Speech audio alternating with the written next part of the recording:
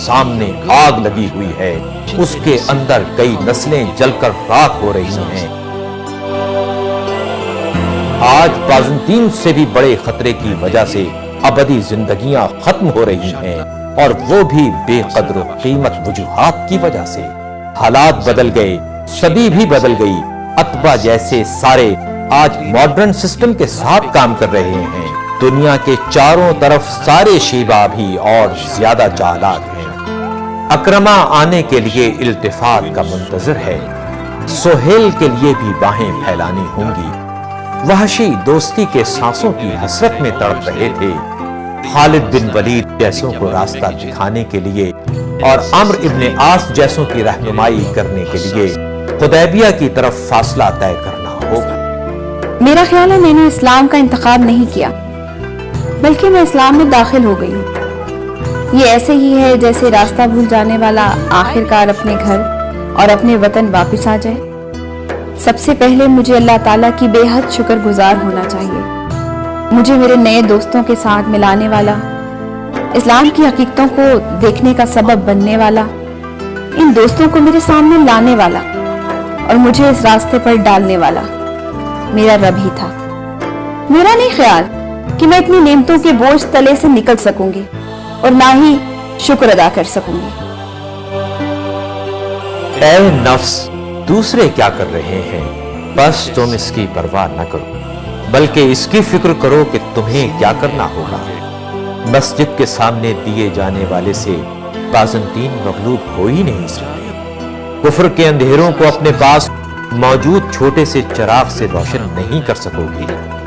دنیا کو دعوت کے نام پر روشن کرنے کے لیے بہت بڑے رضاکاروں کی ضرورت ہے۔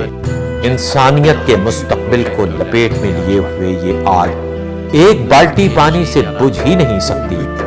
تھوڑا سا صدقہ بہت سی بلاؤں کو ٹال دیتا ہے، لیکن مت بھولو آج صدقے کے ساتھ صداقت کو پیش نہیں کیا جا سکتا۔ جنت اتنی بھی سستی نہیں کہ آسانی سے حاصل ہو جائے۔ محشر میں شرمندہ ہونے اور حساب کتاب کے دوران کمر خمیدہ ہونے سے بچنے کے لیے آج کوشش، آج خدمت، آج ہمت کی ضرورت ہے۔ خدا کے لیے بتاؤ قارون کا کتنا خزانہ تھا، بتاؤ کس کو فائدہ پہنچا، کیا اسے خود کوئی فائدہ ہوا؟ اگر ایسا ہے تو دولت کس کام کی؟ اگر فرعون ہر چیز کا مالک تھا تو اسے بحرہ احمر نے کیوں نگل لیا؟ نمرود کی آج کون عزت کرتا ہے جن کی چابیاں کاروان بھی اٹھا نہیں سکتے تھے؟ ان سب بدخصلت لوگوں نے اپنے پیچھے کیا چھوڑا؟ بھلائی کے ساتھ یاد رکھے جانے کے لیے اپنے پاس موجود مال کو خیر کے راستے میں خرچ کرنا چاہیے تھا۔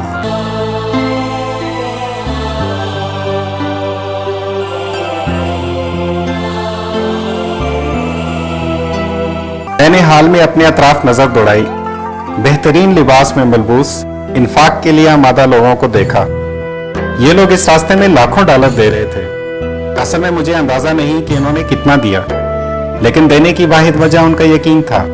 یہ محنتی لوگ تھے اور پیسہ بھی کماتے تھے، مگر یہ پیسے کو اپنے لیے جمع نہیں کرتے تھے۔ میں نے اور میری بیگم نے بار بار ان لوگوں کو حیرت سے دیکھا۔ یہ لوگ ایک طرف تو سرمایہ دار بننے سے نہیں ڈر رہے تھے، یعنی اقتصادی لحاظ سے ایمانداری اور سنجیدگی سے محنت کرنے اور پیسہ کمانے سے نہیں گھبراتے تھے۔ بات بھی یہی ہے کہ جو کچھ کماتے ہیں اسے دینے سے نہیں ڈرتے۔ ہمارے پاس یہ کہنے سے بھی کہ ہمارے پاس کافی پیسہ ہے اور دوسروں کے دینے سے بھی نہیں ڈرتے، میں نے اس تحریک کا نیا نام رکھا ہے۔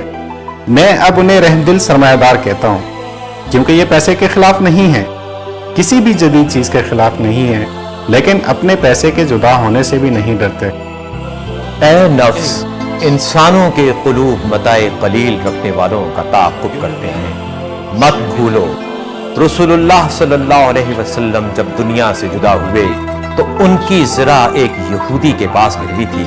مکے کی سب سے دولت مند خاتون ام المومنین حضرت خدیجۃ الکبریٰ نے 3 سال کے بائیکاٹ کے نتیجے میں ملک بدری کی حالت میں بھوک و پیاس کی تکلیف سے وفات نہیں پائی، جبکہ ان کی زبان زد عام دولت اس روز ابو جہلوں اور ابو لہبوں کے منہ میں اور اتباع و شیباؤں کے پیٹ میں جا کر ختم ہو چکی تھی۔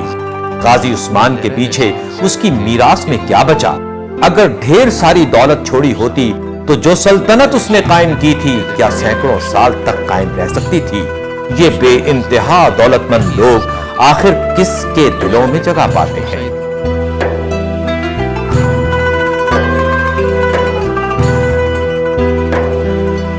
मत भूलो, मौके का बर वक्त और बेहतरीन इस्तेमाल से ही इसकी कद्र कीमत बनती है। शायद कि कल बहुत देर हो जाए, जब देने की जरूरत न रहे तो देने का क्या फायदा? क्या तबूक के दिन हर चीज को कबूल करने वाले रसूलुल्लाह खुशहाली के दिनों में इजाफी माल वापस नहीं कर रहे थे क्या? बस ए नफस, जरा सोचो, क्या तबूक की तरफ जाने वाले लश्कर में तुम भी शामिल होते? क्या हजरत अबू बकर की तरह दौड़ते और हजरत अली की तरह जोश में आते? रसूलुल्लाह की आवाज तुम्हारे कानों में पड़ती तो क्या तुम भी अब्दुर्रहमान की तरह हो जाते और हजरत उर्वा की तरह पुजमुर्दा और हजरत अबू तलहा की तरह बुलंदी पाते? हजरत तलहा को बुलंदियों तक ले जाने वाले मौके अगर तुझे भी हासिल हैं तो फिर किस वजह से रुके हुए हो?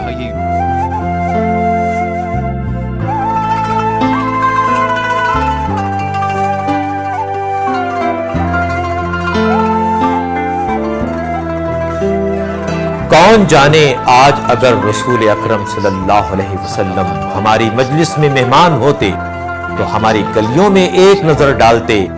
अगर उनकी नजर मैखानों पर पड़ जाती, हमारी बर्बाद होने वाली नौजवान नस्ल का मुशाहिदा करते, अजानों के बगैर हमारे इलाकों को देख लेते, अभी तक उनके नाम मुबारक से नाआशना लोगों के इज़्तिराब को सुन लेते, कौन जाने उनको कितना दुख हो। यकीनन चांद जैसे चमकने वाले चेहरे पर दुखों के बादल छा जाते। उनके चेहरे पर मुस्कुराहट बिखेरना आज तुम्हारे हाथ में है। तुम्हें भी अल्लाह और उसके रसूल की तरफ से दावत है। अल्लाह तुम्हारी तरफ से जहन्नम के शोलों को बुझाने वाली हरकत का मुंतजर है। उसको दी जाने वाली सबसे बड़ी दावत उसके दावा की जिम्मेदारी उठाना है। ये दावत मुफलिस लोगों से शुरू हुई और आखिरकार नादार लोग ही नुमाइंदगी करेंगे। मौका तुम्हारे सामने है कि तुम खुशखबरी हो के खिताब को पालो। इससे बड़ा और क्या लुत्फ हो सकता है?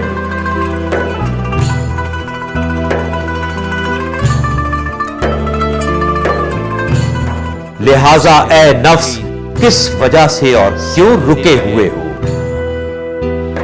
मत भूलो कि आज खिदमत, आज कोशिश और आज हिम्मत की जरूरत है।